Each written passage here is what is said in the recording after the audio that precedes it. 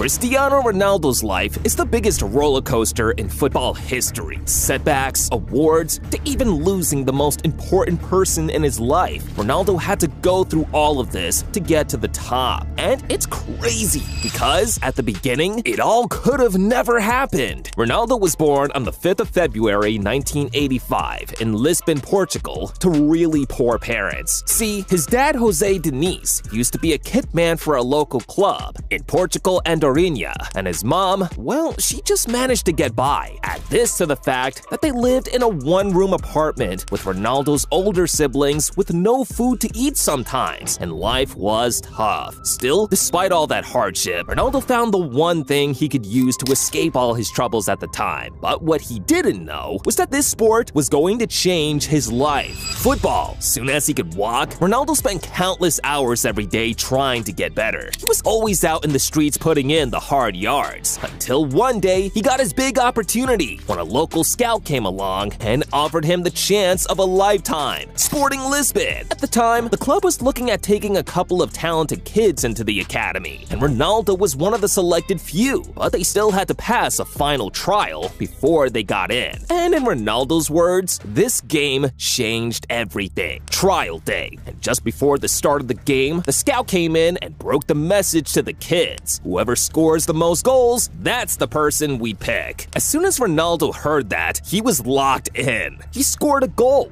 but another kid on his team, Albert Fantrao, had scored too. So coming into the final minutes of the game, Ronaldo and Albert were both through on goal when Albert went round the goalie, and instead of shooting into the empty goal, he decided to pass to Ronaldo instead. Ronaldo got the contract, and now he was at Sporting. It was time to show the world just how good he was. After bagging the first couple of goals for the senior team against Madeira, Ronaldo never looked back. He became so good that now a lot of clubs were interested in him. But Ronaldo's big break was about to come months later. After he put in a performance so crazy, he had the biggest club in England on speed dial trying to sign him. Sporting Lisbon versus Manchester United in a friendly game, and Ronaldo put in a masterclass performance. He had the entire United defense on strings, and by the end of the game, Sir Alex Ferguson had seen enough. So he rang up Ronaldo's agent, struck a deal, and days later, Ronaldo was off to Manchester United on a deal worth $19 million.